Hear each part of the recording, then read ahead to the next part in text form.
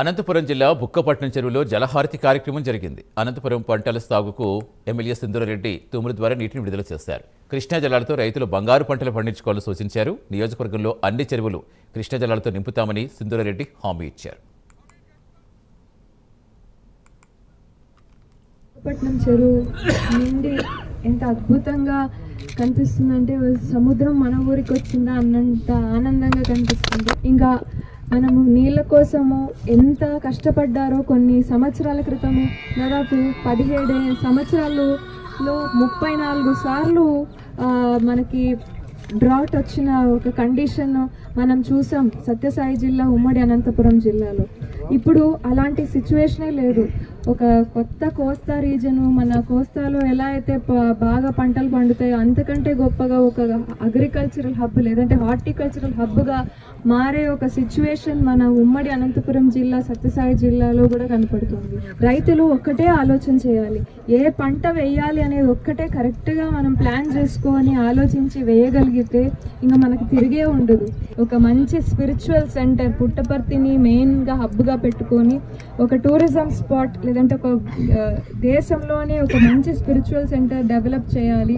బుక్కపట్నం చెరువుని కూడా ఇంకా బ్యూటిఫై చేసి బోటింగ్ కానివ్వండి, ఇంకా జంగిల్ క్లియరెన్స్, ఇంకా అన్నీ కూడా ఇక్కడికి తీసుకురావాలి అనే ఆలోచనకి ఒక డిపిఆర్ తయారు చేయమని చెప్పడం జరిగింది మొన్ననే. Thank you. అందరూ సహకరించాలని కోరుతున్నాను. బుక్కపట్నం చెరువు పూర్తిగా నిండి మరవపోతున్న సందర్భంగా బుక్కపట్నం చెరువు చరిత్రలోనే మరొక సువర్ణాధ్యాయం. ఈ బుక్కపట్నం చెరువు చాలా పురాతనమైన చెరువు, చారిత్రాత్మకమైన చెరువు. 2500 ఎకరాల్లోని ఈ చెరువు విస్తరించి ఉంది. ఈ చెరువు కింద ప్రత్యక్షంగా 3000 ఎకరాలు, పరోక్షంగా 10,000 ఎకరాల పై చెరుకు వ్యవసాయానికి ఉపయోగపడే విధంగా ఉంది.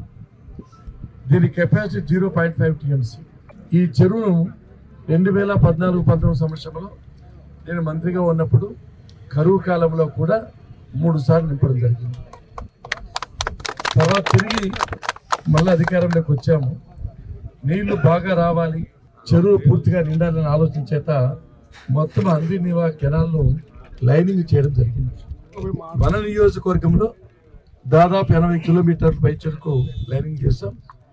420 కోట్ల రూపాయలు ఖర్చు పెట్టినామని చెప్పి సందర్భంగా మీకు మనం చేస్తాం. రైతులకు ఎంతో అవసరమైన సాగునీటిని ఇచ్చేదానికి ఈ బృహత్తరమైన కార్యక్రమాన్ని చేపట్టినందుకు గౌరవ ముఖ్యమంత్రి శ్రీ నారా చంద్రబాబు నాయుడు గారికి ఇక్కడి సమావేశం ద్వారా